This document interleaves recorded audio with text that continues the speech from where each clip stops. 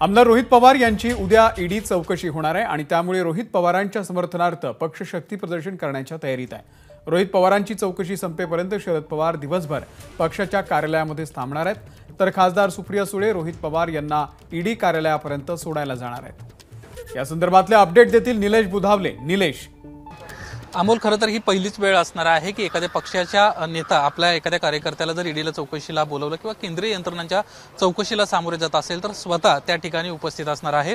उद्या रोहित पवार हे ईडीच्या चौकशीसाठी सामोरे जाणार आहेत। साधारणपणे 11 वाजता ते ईडी कार्यालयात पोहोचतील।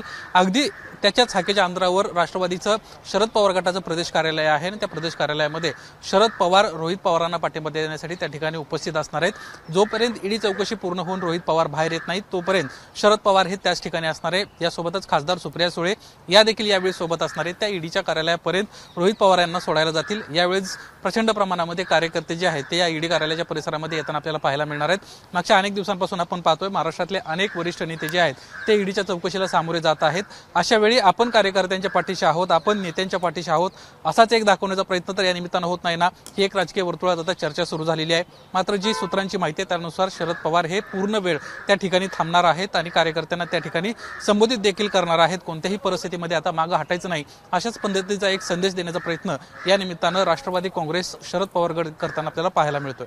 निश्चित अपडेट घेत राहू निलेश। तुर्तास धन्यवाद दिलेल्या या संपूर्ण माहितीबद्दल। एबीपी माझा, उघडा डोळे बघा नीट।